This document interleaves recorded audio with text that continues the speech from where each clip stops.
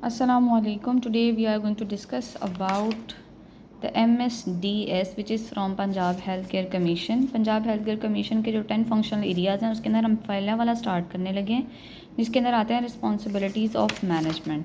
जो functional area first है, इसका हमारे पास स्टैंडर्ड जो है वो फर्स्ट है। स्टैंडर्ड फर्स्ट के अंदर क्या वो कहना चाह रहा है, वो कहना चाह रहा है कि जो लेबॉर्ट्री है वो इजीली आइडेंटिफाइबल होनी चाहिए। इसके उसने आगे 5 इंडिकेटर्स दिए हुए हैं। अगर हम 5 इंडिकेटर्स का समरी बनाएं तो क्या कौन कौन सी चीज़ें जो हैं वो यहाँ पर आती हैं। तो सबसे पहले उसने बताया हुआ हमें साइन बोर्ड के बारे में।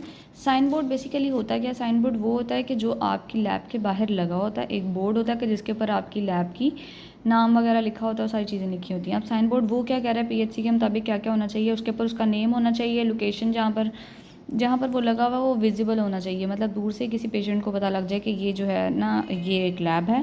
फिर उसके बाद उसका साइज़ जो है ना, साइज़ के अंदर ना आपका ऐसा होना चाहिए कि वो विजिबिलिटी उसकी होनी चाहिए, लेकिन इसका एक स्टैंडर्ड साइज़ है। अगर आप इसको करते हैं, ये कोई मैंडेटरी नहीं है, लेकिन ये जो ओरिजिनल इसका साइज़ है वो 2 to 3 फीट होना चाहिए अगर प्राइमरी बोर्ड है। प्राइमरी यानी कि जो मेन बोर्ड होता है, अगर सेकेंडरी अगर उसको लोकेशन को बताने के लिए अगर आपको सेकेंडरी बोर्ड की ज़रूरत है तो उसकी 2 × 1.5 to 2 फीट होना चाहिए, ठीक है, अगर नीड की ज़रूरत है। उसके बाद उसके ऊपर आपका एड्रेस होना चाहिए, अगर आप एक ही जगह पर हैं या एड्रेस हो जाए तो बेहतर है। और फिर उसके बाद उसके ऊपर आपका लोगो होना चाहिए। अगर हम इसका एक एग्जांपल देखें तो एग्जांपल के अंदर हम ये एक चुगताई लैब देख रहे हैं। चुगताई लैब के अंदर देखें, यहाँ पर ये प्रॉपर नज़र नहीं आ रहा, लेकिन यहाँ पर ये देखें इसका सारी चीज़ें जो हैं वो प्रॉपर मेंशन है। ये मतलब उसका नाम लिखा हुआ है, उसका नंबर लिखा हुआ है और उसकी सारी चीज़ें जो है ना वो मेंशन की हुई हैं। जैसे कि अब यहाँ पर अगर हम किसी और चुगताई लैब के अंदर जाते हैं तो यहाँ पर इसका लोगो जो है ना वो भी मस्ट होता है।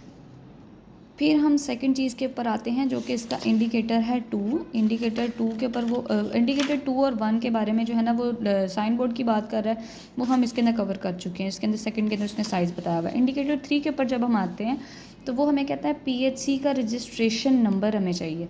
पीएचसी का रजिस्ट्रेशन नंबर ये है कि जिसके ऊपर आपकी लैब जो है वो जिसके ऊपर आपने रजिस्ट्रेशन कराई हुई है वो वाला पीएचसी नंबर है। अच्छा, ये 2 किस्म के हैं, एक ही है 2 जगह पे लगने चाहिए। एक साइन बोर्ड जो मेन के ऊपर वहाँ लगना चाहिए और एक लैब के अंदर भी जो है ना एक ऐसी जगह पे लगा होना चाहिए जहाँ पर हर किसी को नज़र आए। फिर उसके बाद जो है पीएमडी सर्टिफिकेट वो होता है। पीएमडी सर्टिफिकेट की अगर आप बात करें तो ये जो है ना डॉक्टर का एक सर्टिफिकेट होता है। डॉक्टर जो है ना वो इसकी रजिस्ट्रेशन कराते हैं पीएमडीसी के थ्रू, जो उनकी रजिस्ट्रेशन होती है ये वो होता है। अगर किसी को नहीं समझ आए तो वो पीएमडीसी सर्टिफिकेट के बारे में देख सकता है। बेसिकली ये पैथोलॉजिस्ट का होता है जिसने एमबीबीएस किया हुआ है, तो वो आगे जो है ना वो पीएमडीसी से आपकी, जैसे हमारा ईजीसी होता है वो जो हमें डिग्री की वैलिडेशन देता है, वैसे ये होता है। तो पैथोलॉजिस्ट का जो पीएमडीसी सर्टिफिकेट है ये भी एक जगह पर लगा होना चाहिए लैब के अंदर, तो हर किसी को नज़र आए। अब जब हम यहाँ पर ये स्लैब को देखते हैं तो यहाँ पर ये देखेंगे एक पीएमडीसी, ये पीएचसी का जो है ना रजिस्ट्रेशन नंबर है जो कि इन्होंने यहाँ पर लगाया हुआ है। अपने हर कलेक्शन सेंटर के ऊपर ये लोग लगाते हैं। फिर उसके बाद जब हम इसके 4th पॉइंट पर आते हैं तो उसने हमें बात की हुई है कलेक्शन सेंटर की। अब कलेक्शन सेंटर इन केस अगर आप एक ही लैब है आपकी कोई कलेक्शन सेंटर नहीं है तो फिर आपको ज़रूरत नहीं है। अगर आपकी कलेक्शन सेंटर है तो आपको उसकी प्रॉपर एक लिस्ट आपके पास होनी चाहिए, और अगर वो तो एक ही रजिस्ट्रेशन नंबर के ऊपर सारी हैं तो फिर तो वो एक ही नंबर हर जगह चलेगा। अगर आपने किसी के साथ किसी और के रजिस्ट्रेशन के नंबर के ऊपर है तो वो भी उसके साथ मेंशन होना चाहिए।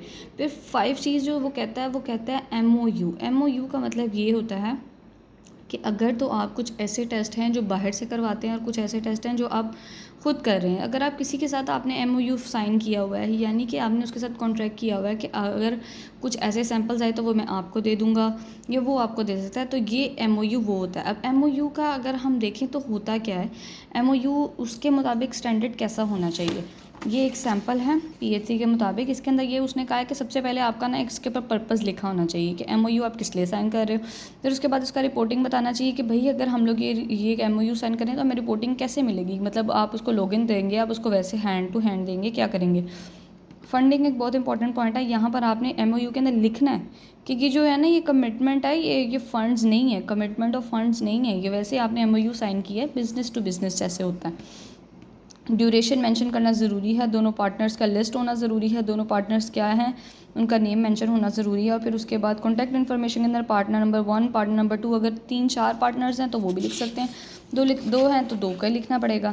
फिर उसके बाद उनकी सारी इन्फॉर्मेशन, उनका एड्रेस, उनका फ़ोन नंबर, फैक्स, ईमेल, और फिर उसके बाद यहाँ पर लास्ट पर सिग्नेचर होने चाहिए। तो ये बेसिकली जो है ना एक एमओयू की बेसिक चीज़ें हैं।